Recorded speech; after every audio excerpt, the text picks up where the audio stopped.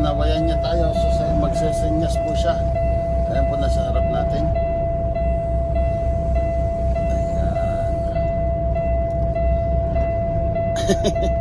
Ayan po.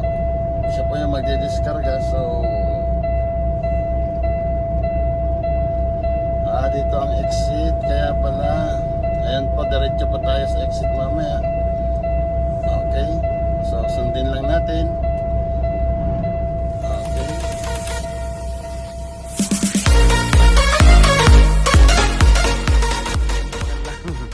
Umaga, dito tayo ngayon. Ito po ang ating load. Andito po tayo sa overhang. Ayan po. Overhang po yan. So ayan. Kuhanan lang natin ng konting ito pong load natin na ito ay pinikam natin kanina doon sa sa ating yard. Galing po ito sa sa California. So ayan po, mula doon sa hanggang sa likod niya mayroon pa po tayong mga 3 meters, 4 meters. Kaya ito po yung tinatawag nilang overhang. So ito po ay may permit. Meron po tayong permit dito, Washington and British Columbia. So ayan, at kailangan natin lagyan din ng flag sa likod. At kanina may ilaw po yan, tinanggal ko na lang nung magliliwanag na. So ayan po ang ating load. Napakahaba po nitong ating load, like 72 ata, kasi hindi ako sure. Titignan natin mamaya doon sa papel. Aside sa likod, meron pang isang metro dito sa harap. So napakahaba, alos na. Kailangan may sukat yan para hindi po pag lumiliko hindi nasasagi or hindi masisira ang ating cabin. So ayan mga katropa. Ayan, mamaya ay iyaano natin mamaya pag unload na. So magtatanggal tayo ng straps at anihin natin. Ayan, meron pa palang meron nagkarga siguro sila ng ng poste mga katropa, kasi andito yung ayun yung bakal.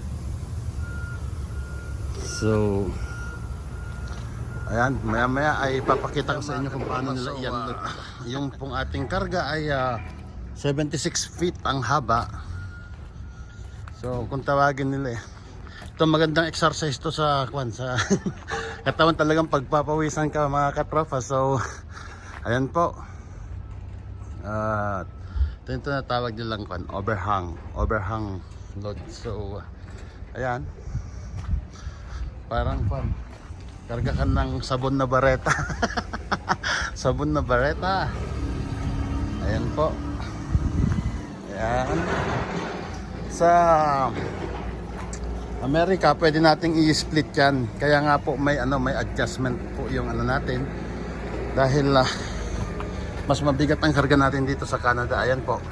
Ayan, pwede nating dalhin dito sa butas na ito. Kaya i-split natin yan. Yung ating tandem, para 20,000 pounds per axle doon sa US. If ever mag-overweight ka. Kasi dito sa Canada, mas mabigat po ang karga natin dito sa Canada. Mas mas mabigat po ang karga dito. Hindi kagaya sa US na talagang 80,000 pounds lang. Dito ay umaabot ng 85 sa Canada. Pero pag nag-81 ka doon, 82 doon sa US, wala, huli. Kaya yan ang purpose nun. Kaya na-slide yung tandem. So ayan, natanggal na natin yung strap nya. Pero yung mag-unload, wala pa, antayin natin yung instruction nya. So ayan po. Ayan, napakahaba.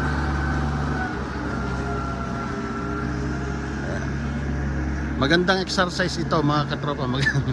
Magandang exercise dahil pagpapawisan ka talaga pagtanggal pa lang ng strap.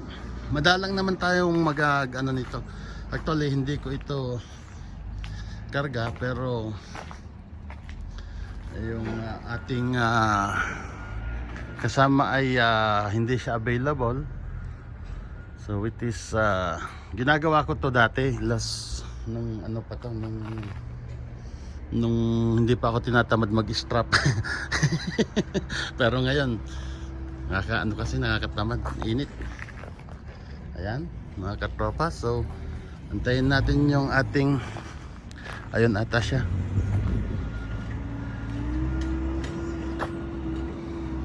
Kasi doon po tayo didiskarga. Andito tayo ngayon sa may andyan lang po yung sa West Kelowna.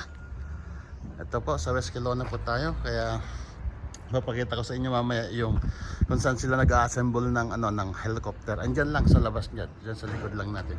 Kasi dito tayo sa loob ng compound. So saan na yung magdidiskarga? Doon po. Ayan siya. So papunta na siya dito.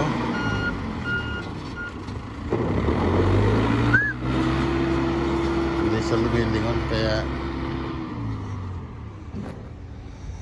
ayan.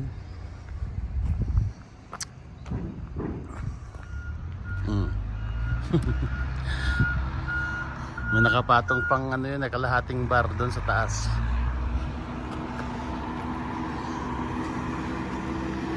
Sabi niya sa akin, antayin ko raw siya dito.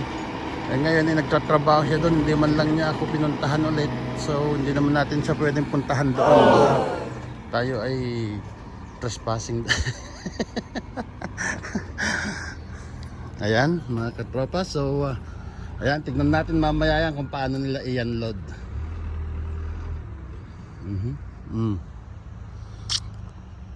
Ayan po, 76 feet.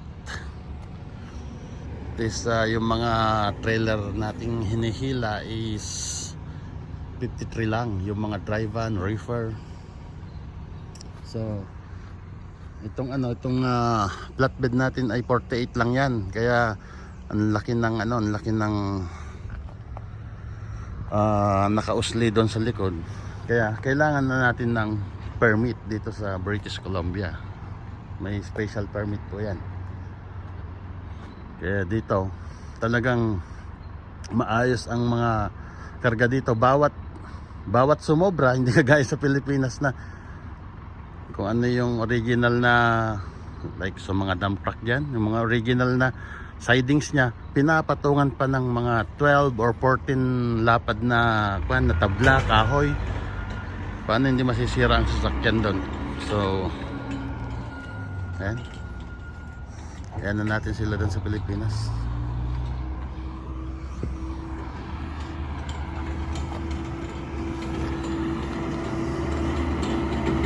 Ayun yung lumingon.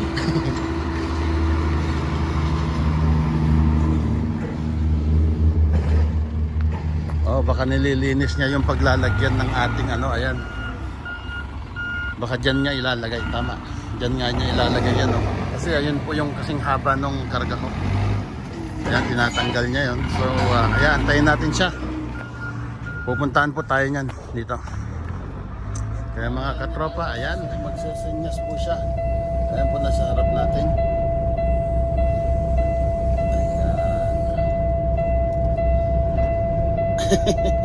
Ayan po, siya po yung magdidiskarga. So dito ang exit, kaya pala ayan po, diretso po tayo sa exit mamaya. Okay, so sundin lang natin. Okay, and then stop na. Ayan mga katropa, so ayan po, at sinusukat-sukat niya ang ating andyan po siya. Okay,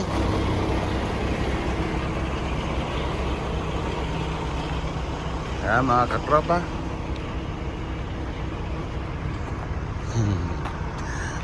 So nilagyan niya po ng tanda. Tignan natin sa kung paano niya i-unload. Hi man, it is okay to take a video because I have a vlog. Yeah, no problem.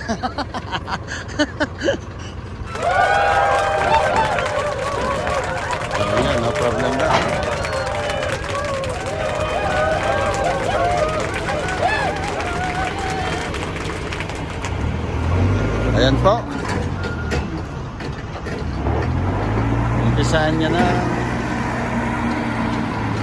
Medyo, maalikabok mga katropa. So, ayan. Ayan. Ganyan po niya, ano.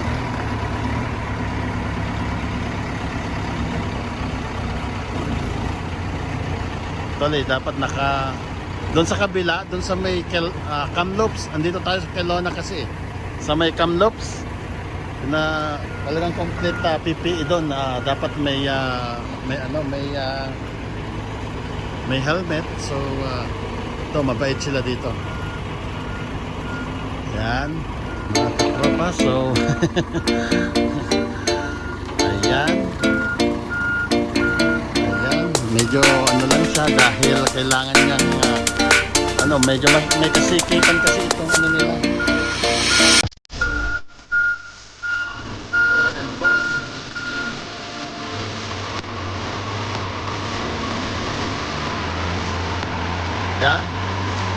Yan po sila mag-ano mga katropa. So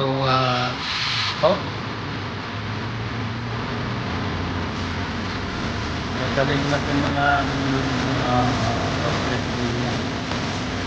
ito rin ito. Yan. Trabaho ito.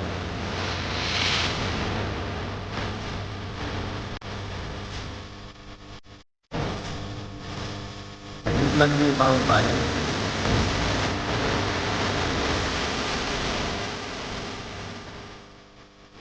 Yan lang. Tatlo na lang po kasi doon sa kabila. Parang ano siya. Yan. Ito po ang West Kelowna. Napapalibutan po siya ng bukid. Bundok. Ayan. Ayan po pag winter dito, ayan, wala kang makikitang bundok na ganyan. Puro puti yan, balot sa snow. So, ayan po. Ayan.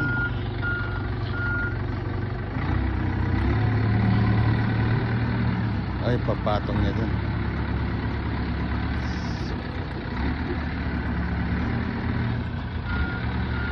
Ay. Ano to, pabigla-bigla siya. Pag lumagapak yan, bali lahat yan. Hindi pa kikinabangan yan. Kasi yan po yung mga yung crush, yung ginagamit nila sa mga mahahabang bubong na ganyan, sa malalaking bahay. Ayan po, ganyan po ang yari niya, yan, yari na yan. So pwede nang kanyan, ready to pick up na yan, o ready to deliver na. Ito hindi pa, gagawin pa lang yan. Di ba kasi nabutan yung kanina. Ayun po, ayun yung may orange na yon. Yan. Ganun po ang ginagawa nila. Ayan, ayan.